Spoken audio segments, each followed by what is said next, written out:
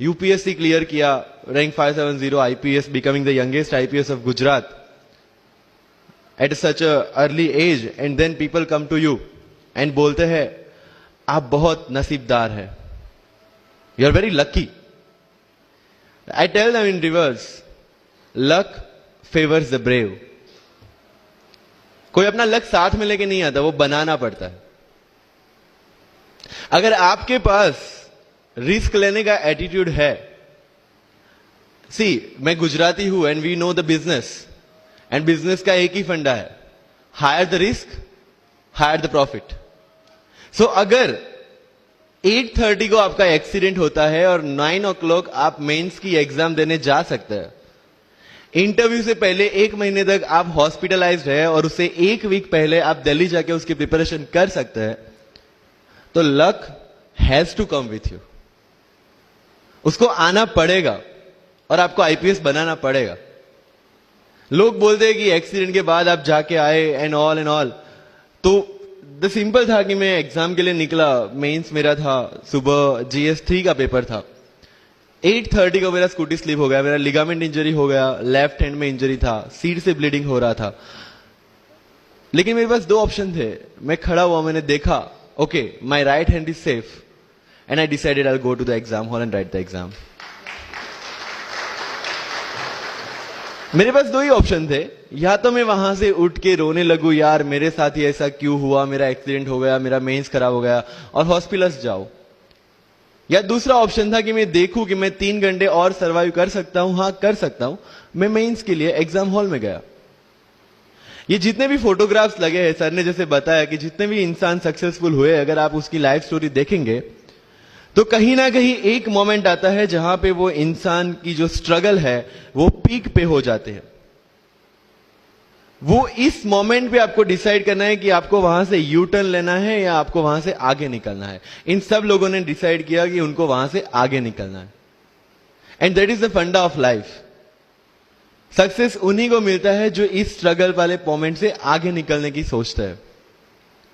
जब भी आपको लगे कि आपके सिर पे बहुत मुसीबत है, जब भी आपको लगे कि आप हर तरह से गिर चुके हैं, जब भी आपको लगे कि आपके पास कोई ऑप्शन नहीं है, तब एक चीज आप अपने दिमाग में लाइएगा कि यही मोमेंट है जहां से आपकी तकदीर बदलने वाली है.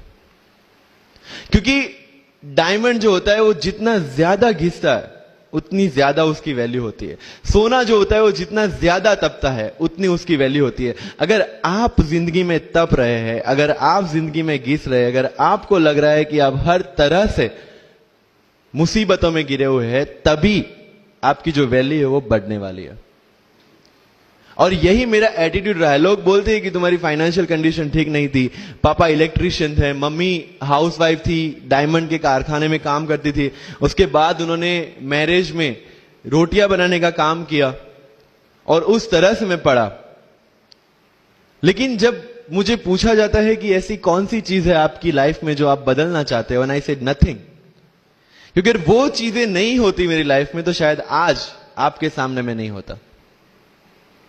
तो अगर लाइफ में प्रॉब्लम्स है, अगर लाइफ में स्ट्रगल है, जैसे सर ने बताया struggle is a part of life, and I strongly believe in that.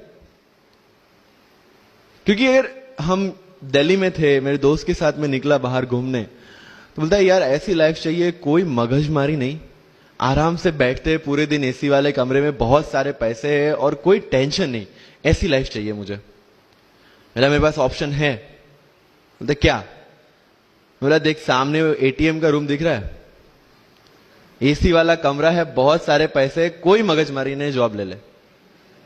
क्यों IAS IPS में दिमाग खराब कर रहा है? अगर स्ट्रगल नहीं चाहिए तो you have to compromise with that life.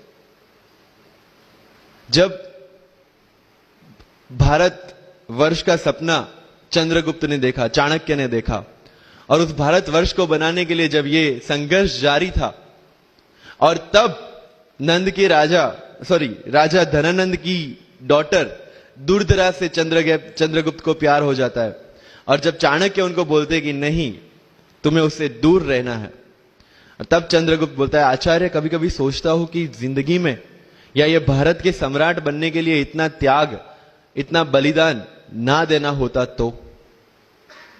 और तब चाणक्य रिप्लाई करते हैं तो हर कोई भारत का सम्राट होता। This is the fundamental rule of life. अगर आईएएस बनने के लिए, आईपीएस बनने के लिए सैक्रिफाइस करना नहीं पड़ेगा, अगर उसके लिए आपको त्याग नहीं करना पड़ेगा, तो आज पूरे इंडिया में हर घर में आपको आईएएस आईपीएस मिल जाएंगे। So when you are entering into this game of UPSC or MPSC, make sure that you have to sacrifice anything which will take you to your goal. लेकिन प्रॉब्लम ये है कि हमें टेंशन होती है, यार दोस्त की एंगेजमेंट है, उसकी बर्थडे पार्टी है, उसकी शादी है, अटेंड नहीं करूंगा तो बोलेगा मैं तेरी शादी में नहीं आऊंगा, एंड ऑल। लेकिन बिलीव मी, जब आप आईएएस बन जाओगे, वो सामने से याद दिलाएगा, भाई इनविटेशन कार्ड नहीं भेजा तूने। समझ रहे हो? तो जो कुछ भी इसके लिए सेक्रीफाइस कर रहे हो, वो जब आप उस पोस्ट पे पहुंचोगे, सब कुछ वर्थ है, सब कुछ। मेरा इंटरव्यू था यूपीएससी का, मुझे एग्जैक्ट डेट याद है, 23 मार्च को मेरा इंटरव्यू था। 20 फरवरी को मुझे हॉस्पिटल में एडमिट किया गया क्योंकि मुझे इन्फेक्शन हो गया था बॉडी में, एंड बहुत हाई फीवर था, तो आईवी के अलावा कोई ऑप्शन नहीं था। 1 मार्च को ठीक होके मैंने सोचा चलो दिल्ली निकलते हैं।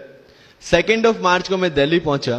3 मार्च को वापस से टॉन्सिलाइटिस का अटैक होने की वजह से फ्लाइट लेके वापस से पालनपुर, अहमदाबाद, अगेन हॉस्पिटलाइजेशन। 15 मार्च को I got relieved from the hospital.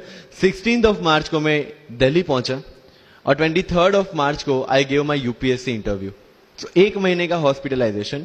उसके बाद जब दिमाग में ये था कि मेरे साथ जो लोग इंटरव्यू दे रहे हैं वो 1 महीने से प्रिपरेशन कर रहे हैं, एंड 1 महीने से मैं हॉस्पिटल में था, again I thought this is the moment to prove yourself. I went to the interview, और पूरे इंडिया में 2nd highest marks in interview.